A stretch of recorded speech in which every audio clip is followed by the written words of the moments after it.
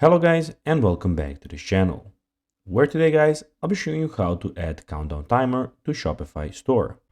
Now guys, of course the first thing that you need to do is go to shopify.com and then you need to go and log into your profile.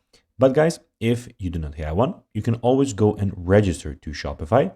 But guys, if you do not know how to do that, you can always go to our YouTube channel where we have plenty of how to Shopify videos where you can also see how you can do this.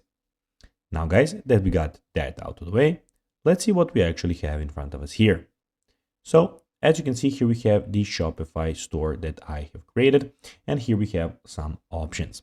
So basically on the left side of the screen, we have the home button, we have the orders, we have the products, we have the customers, we have the content, analytics, marketing, and discounts of this store. Also, we have the sales channels where we have the online store and the points of sale. Also, we have the add applications where you can go and add some of the applications. And in the bottom left corner, we have the settings where you can find all of the settings about your account. Also, in the top right corner, as you can see, you have my store or your store, where you have the help center, you have the chain log, community forums, hire a Shopify partner, keyboard shortcuts, we have the actual name, and we have your manage account, and you have the, of course, log out option. Now guys, let's see how you can actually go and add a countdown timer to your Shopify store.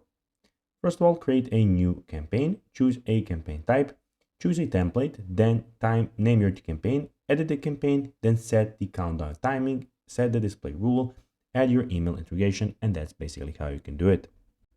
So guys, that will be everything for this video. I hope that you found this video informative.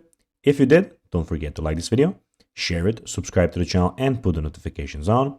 And guys, as always, I'll be seeing you in the next video. Bye guys.